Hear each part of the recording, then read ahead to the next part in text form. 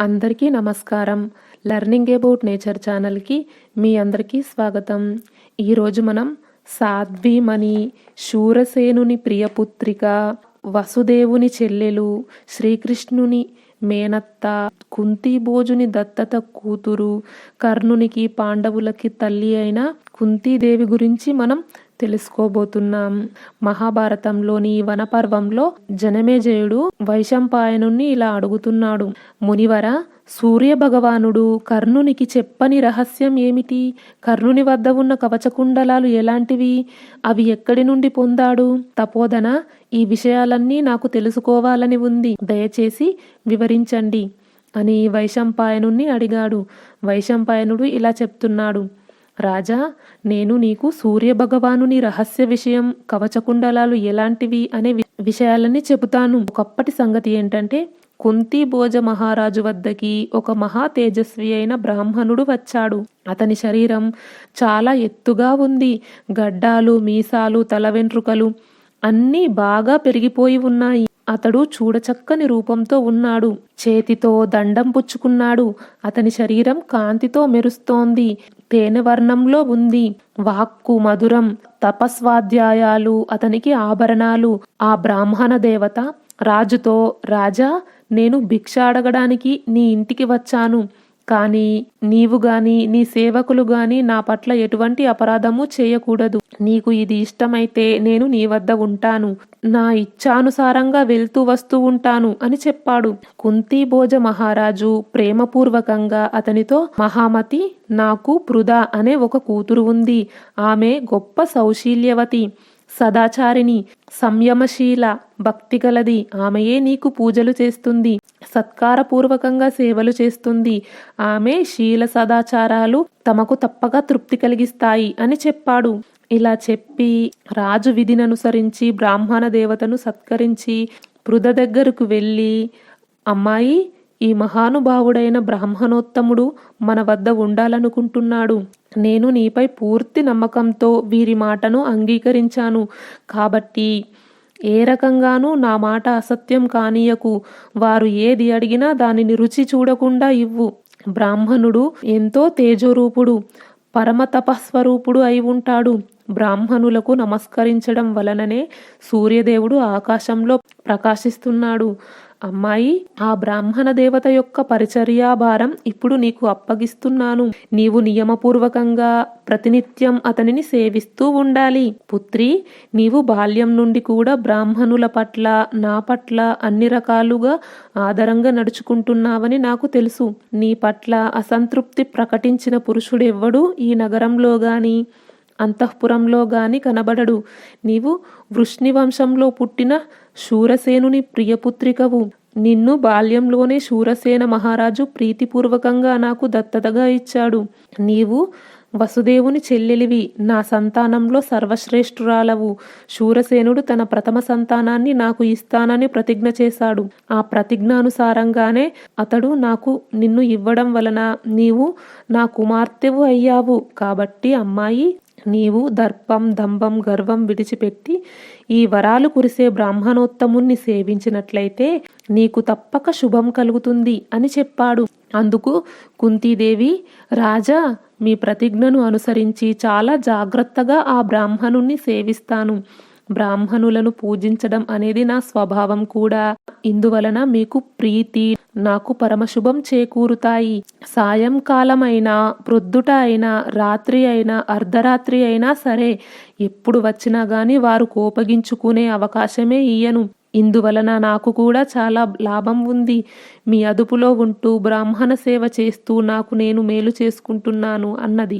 కుంతి ఇలా అన్నాక కుంతీభోజుడు ఆమెను పదే పదే హృదయానికి హత్తుకొని ఆమెను ఉత్సాహపరుస్తూ ఆమెకు చేయవలసిందంతా చెప్పాడు. అప్పుడు రాజు, మంచిది తల్లి, నీవు నిస్సందేహంగా అలాగే చెయ్యి అన్నాడు. ఆమెతో అలా చెప్పి ఆ మహారాజు బ్రాహ్మణునికి ఆ కన్యను అప్పగించాడు. అప్పుడు అతనితో, బ్రాహ్మణోత్తమ, నా ఈ కూతురు వయసులో చిన్నది, పైగా సుఖాలలో పెరిగింది.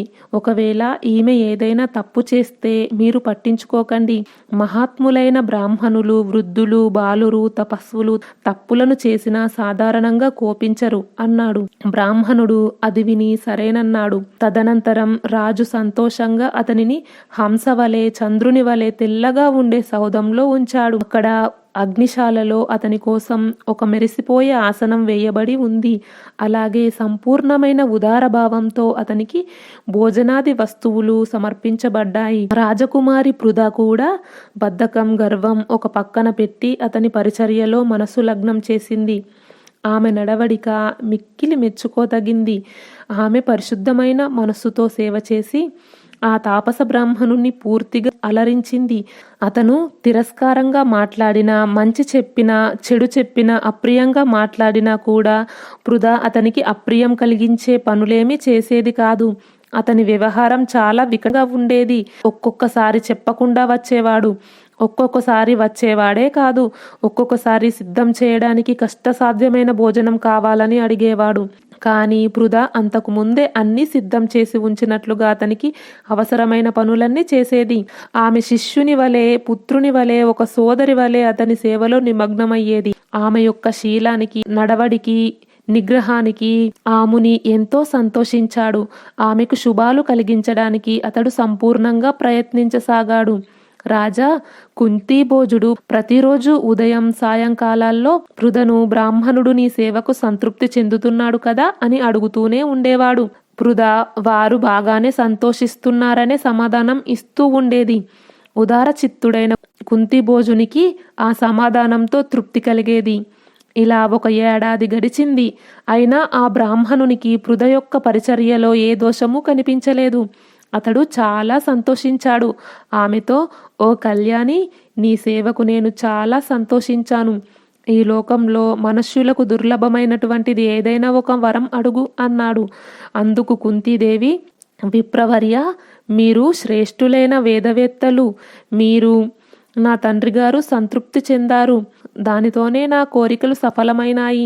ఇక నాకు వేరే వరాలతో పని లేదు అని వినయంగా సమాధానం ఇచ్చింది. అప్పుడు ఆ బ్రాహ్మణుడు, నీవు నన్ను ఏ వరము కోరకపోతే దేవతలు ఆహ్వానించడానికి ఈ మంత్రాన్ని గ్రహించు. ఈ మంత్రంతో నీవు ఏ దేవతను ఆహ్వానిస్తావో అతడే నీ ఆధీనుడవుతాడు. అతనికి ఇష్టమున్నా సరే, లేకపోయినా సరే ఈ మంత్ర ప్రభావం వలన అతడు శాంతుడై సేవకుని వలె నీ ముందు వినీతుడవుతాడు అన్నాడు. బ్రాహ్మణుడు ఇలా అన్నాక అవింధ్యురాలైన పృథ శాపభయం వలన ఇక 2వ మారు అతని మాటను కాదనలేకపోయింది. అప్పుడు అతడు అథర్వవేదానికి శిరోభాగంలో వచ్చే మంత్రాలను ఉపదేశిస్తూ పృథకు, నేను మీ వద్ద చాలా సుఖంగా గడిపాను. మీ అమ్మాయి నన్ను అన్ని విధాలా సంతుష్టుడిని చేసింది. ఇక నేను వెళ్తున్నాను అని చెప్పి అతడు అక్కడే అంతర్ధానమైపోయాడు. వైశంపాయనుడు చెప్తున్నాడు, రాజా, ఆ బ్రాహ్మణుడు వెళ్ళిన తర్వాత కుంతీదేవి మంత్రాల ప్రభావం గురించి ఆలోచిస్తూనే ఉంది. ఆమె ఆ మహాత్ముడిచ్చిన మంత్రం ఎటువంటిదో వెంటనే దాని శక్తిని పరీక్షించి తెలుసుకుంటాను అని మనసులో అనుకున్నది. ఒకరోజు ఆమె రాజభవనం పైన నిలబడి ఉదయిస్తున్న సూర్యుని వైపు చూస్తుంది. ఆ సమయంలో ఆమె దృష్టి దివ్యత్వాన్ని పొందింది. దివ్య రూపంతో కవచకుండలధారి అయిన సూర్యనారాయణ మూర్తిని ఆమె దర్శించసాగింది. అదే సమయంలో ఆమె మనసులో బ్రాహ్మణుడిచ్చిన మంత్రాన్ని పరీక్షించాలనే కుతూహలం కలిగింది. ఆమె విధిపూర్వకంగా ఆచమనం చేసి, ప్రాణాయామం చేసి సూర్య భగవానుణ్ణి ఆహ్వానించింది. దానితో అతడు వెంటనే ఆమె వద్దకు వచ్చాడు. అతని శరీరం తేనెవలే పింగళ వర్ణంలో ఉంది. భుజములు విశాలంగా మెడ శంఖం వలె ఉన్నాయి. ముఖం మీద చిరునవ్వు రేఖ గోచరిస్తుంది. చేతులకు భుజకీర్తులు, తలపై కిరీటం ఉన్నాయి. శరీరమంతా తేజస్సుతో నిండి ఉంది. అతడు తన యోగశక్తి చేత 2 రూపాలు ధరించాడు. ఒక రూపంతో లోకాన్ని ప్రకాశింపచేస్తున్నాడు. 2వ రూపంతో పృథను సమీపించాడు. అతడు తీయని కంఠంతో కుంతితో, ఓ శుభాంగి, నీ మంత్రశక్తి వలన నేను బలవంతంగా నీ ఆధీనుడనయ్యాను. నేనేమి చేయాలి? నీవు ఏమి కోరితే అదే చేస్తాను అన్నాడు. కుంతీదేవి, స్వామి, మీరు ఎక్కడి నుంచి వచ్చారో అక్కడికే వెళ్ళండి. నేను కేవలం కుతూహలం వలన మాత్రమే మిమ్మల్ని ఆహ్వానించాను. అందుకు మీరు నన్ను క్షమించాలి అన్నది. అప్పుడు సూర్యుడు, తన్వి, నీవు వెళ్ళమంటే నేను వెళ్ళిపోతాను, కానీ దేవతను ఆహ్వానించి ఏమీ ప్రయోజనం కలగకుండానే తిప్పి పంపడం న్యాయం కాదు. సుందరి, నీ మనసులో సూర్యుని వలన నాకు పుత్రుడు కలగాలి. అతడు లోకంలో సాటిలేని పరాక్రమవంతుడు కావాలి. కవచకుండలాలు ధరించి ఉండాలి అని ఇలాంటి కోరిక ఉంది. కాబట్టి నీవు నాకు శరీరాన్ని సమర్పించు. దానివలన నీవు సంకల్పించినట్టి పుత్రుడే నీకు కలుగుతాడు అన్నాడు. అప్పుడు కుంతీదేవి, ఓ సూర్యదేవా, మీరు మీ విమానం ఎక్కి దయచేయండి. ఇంకా నేను కన్యను కాబట్టి ఇటువంటి అపరాధం చేయడం నాకు చాలా దుఃఖకరంగా ఉంటుంది. నాకు తల్లిదండ్రులు, ఇతర పెద్దలు ఉన్నారు. వారే ఈ శరీరాన్ని దానం చేయడానికి అధికారులు. నేను ధర్మలోపం ఎన్నటికీ చేయను. లోకంలో స్త్రీలు సదాచారం వలననే పూజించబడతారు. శరీరాన్ని అనాచారం నుండి రక్షించుకోవడమే ఆ సదాచారం. నేను మూర్ఖురాలనై మంత్రబలాన్ని పరీక్షించడానికే మిమ్మల్ని ఆహ్వానించాను. కాబట్టి దేవా, నన్ను బాలికగా తలచి ఈ అపరాధాన్ని మన్నించండి అని ప్రార్థించింది. అప్పుడు సూర్యుడు, ఓ భయపడుతున్న బాలిక, అందుకే నిన్ను నేను కొనియాడుతున్నాను. వేరే ఏ స్త్రీ పట్ల నేను వినయాన్ని చూపను. కుంతి, నీవు నీ శరీరాన్ని అర్పించు. అందువలన నీకు శాంతి కలుగుతుంది అన్నాడు.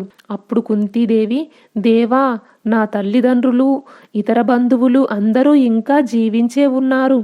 వారు ఉండగా ఈ సనాతన ధర్మానికి లోపం రాకూడదు.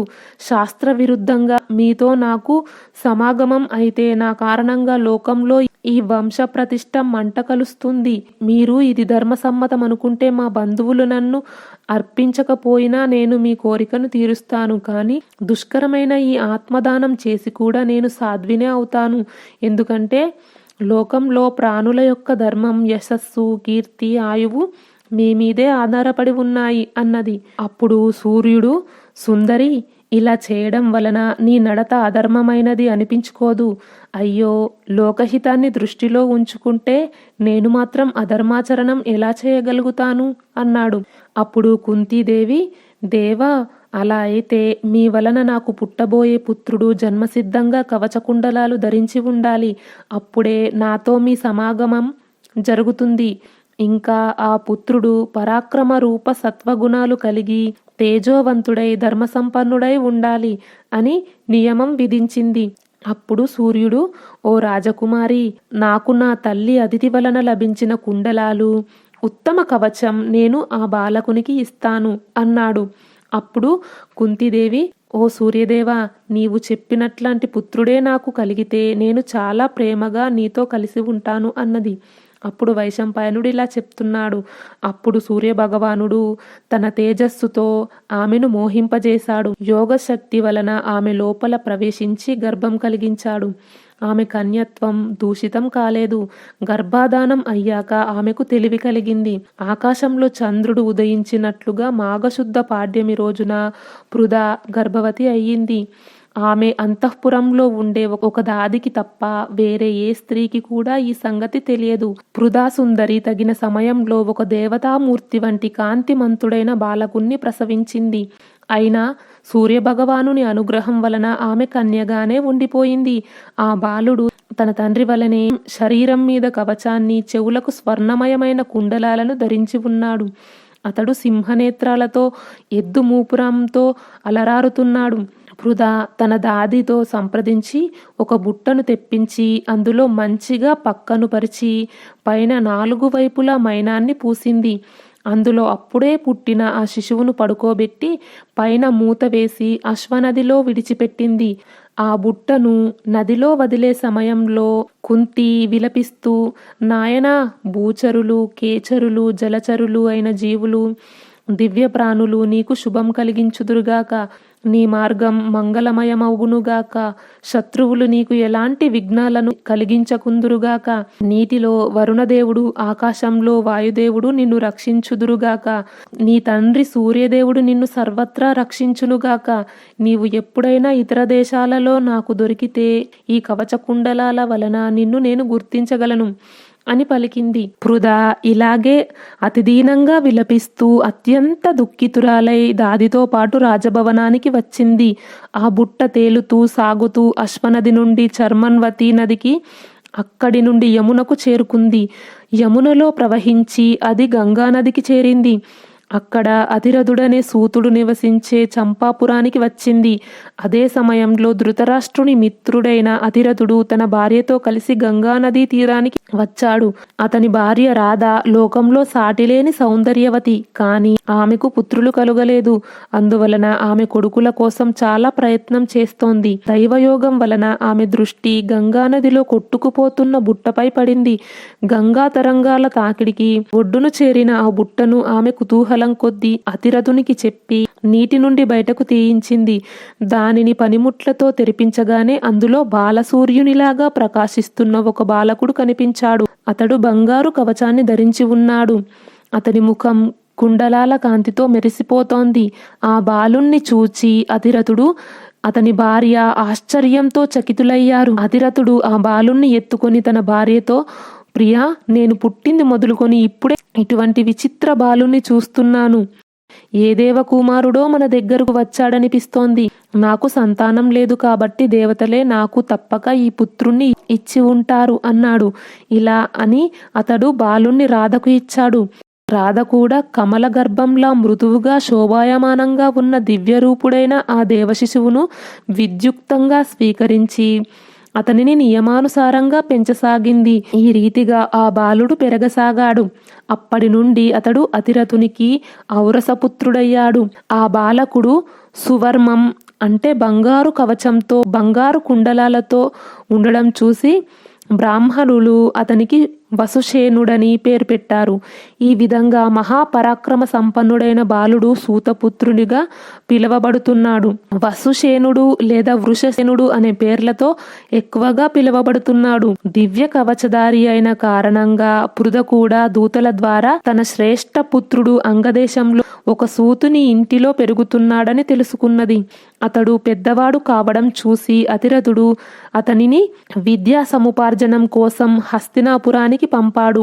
అక్కడ అతడు ద్రోణాచార్యుని వద్ద అస్త్ర విద్య నేర్చుకోసాగాడు. ఈ రకంగా అతనికి దుర్యోధనునితో మైత్రి ఏర్పడింది. అతడు ద్రోణ, కృపుల వద్ద విద్య నేర్చుకున్నాడు.